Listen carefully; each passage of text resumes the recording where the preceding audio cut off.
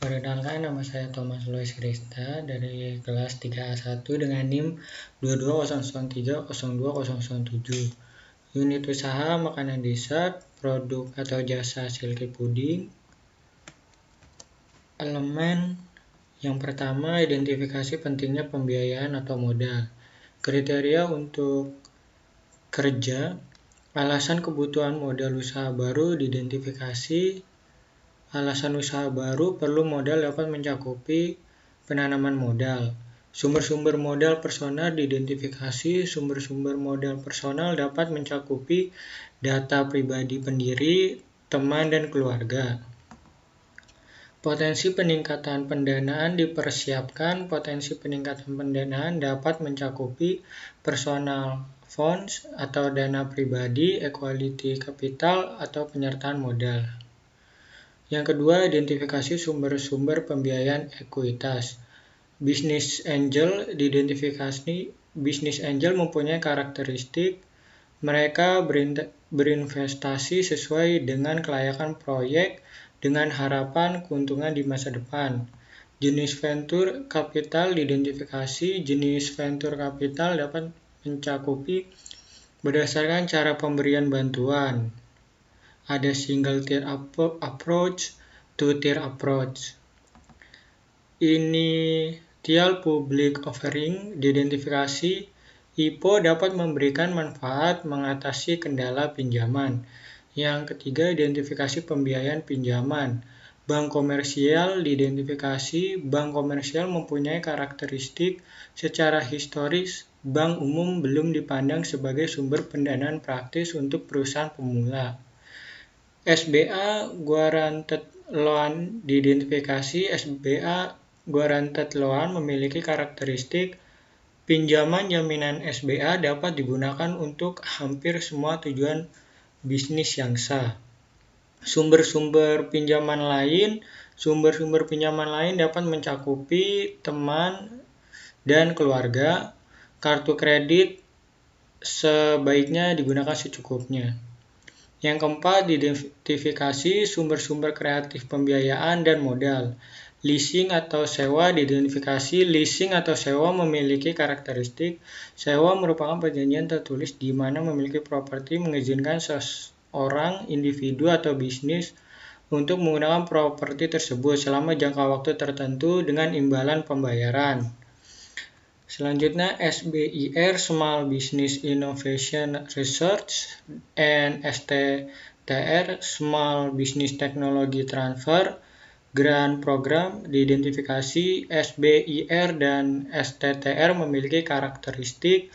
SBIR adalah program 3 fase yang berarti bahwa perusahaan yang memenuhi syarat memiliki potensi untuk menerima lebih dari satu hibah untuk mendanai proposal tertentu. Buku kerja selanjutnya, langkah-langkah yang pertama, identifikasi peluang pemasaran. Kriteria kinerja. Yang pertama, informasi tentang kebutuhan pasar dan jenis pemasaran. Dianalisis untuk mengidentifikasi peluang pemasaran. Hasil atau rekaman hasil. Informasi tentang kebutuhan pasar dapat mencakupi kebutuhan pelanggan, tren, dan perkembangan pasar, pasar baru dan berkembang, profitabilitas, angka penjualan. Jenis-jenis pemasaran dapat mencakupi pemasaran langsung, pemasaran barang, pemasaran layanan. 1.2 Potensi pasar baru dan kontribusi pada bisnis. Diteliti untuk masuk membentuk atau mempengaruhi pasar dalam hal kemungkinan kontribusi terhadap bisnis. Potensi pasar baru dapat mencakupi e-commerce. Kontribusi pada bisnis dapat mencakupi berpengaruh pada volume penjualan, profitabilitas. 1.3 Pendekatan kewirausahaan inovatif dan ide-ide kreatif diidentifikasi untuk aplikasi bisnis potensial mereka dan kembangkan menjadi peluang pemasaran potensi. Pendekatan kewirausahaan inovatif dan ide-ide kreatif dapat mencakupi functional approach atau penjualan, pembelian, pengangkutan, penyimpanan, pembelanjaan, penangguhan risiko, standarisasi, pengumpulan informasi pasar, managerial approach, peningkatan pengelolaan usaha. Yang kedua ada identifikasi peluang pemasaran. 2.1 Peluang pemasaran diidentifikasi kemungkinan mereka cocok dengan tujuan dan kemampuan organisasi. Peluang pemasaran dapat mencakupi pengembangan produk atau dijual kepada pelanggan dengan mengubah FAB, Feature, Advantage, and Benefit dari produk, mengubah model atau menambah ukuran baru. Diversifikasi menjual produk yang sama sekali baru ke segmen pasar. 2.2 Hasil evaluasi peluang diidentifikasi untuk menentukan dampaknya pada basis bisnis dan pelanggan saat ini. Hasil evaluasi peluang dapat mencakupi desain fungsional dan produk dan daya tarik penampilannya. Fleksibilitas memungkinkan adanya modifikasi ciri luar dari produk untuk memenuhi permintaan konsumen atau perubahan teknologi dan persaingan. Daya tahan baku produk, keamanan produk, tidak menimbulkan. Selanjutnya ada kemudahan untuk diproduksi dan diproses. 2.3 Kelayakan finansial dari setiap peluang pemasaran dinilai berdasarkan faktor eksternal, biaya, manfaat, risiko, dan peluang. Kelayakan finansial dapat mencakupi faktor eksternal, kode praktik, kebijakan dan pedoman, peraturan, undang-undang yang relevan, biaya, manfaat, risiko, peluang. 2.4 Kemungkinan strategi pesaing potensial diidentifikasi dari pesaing dengan produk atau jasa yang sama. Strategi pesaing dapat mencakupi periklanan ekstensif, penjualan 2 untuk 1. 2.5 Ranking peluang pemasaran dalam hal kelayakan dan kemungkinan kontribusinya bagi bisnis. Ranking peluang pemasaran dapat mencakupi quick win topik.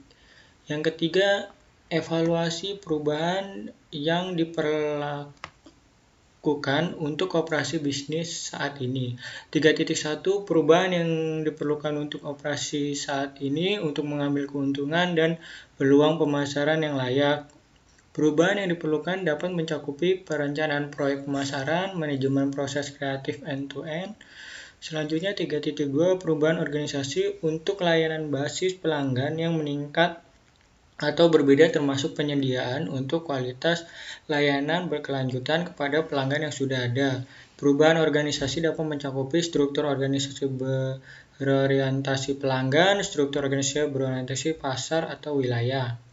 3.3 Perkiraan kebutuhan sumber daya untuk operasi yang diubah. Perkiraan kebutuhan sumber daya ada biaya distribusi, peralatan, biaya produksi, biaya promosi, penelitian, dan pengembangan.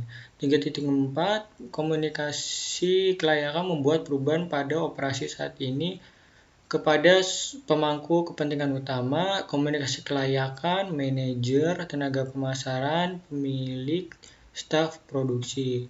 3.5 Dokumentasi peluang pemasaran yang baru diidentifikasi dan perubahan yang diperlukan. Ini adalah linknya. Sekian dari saya, terima kasih.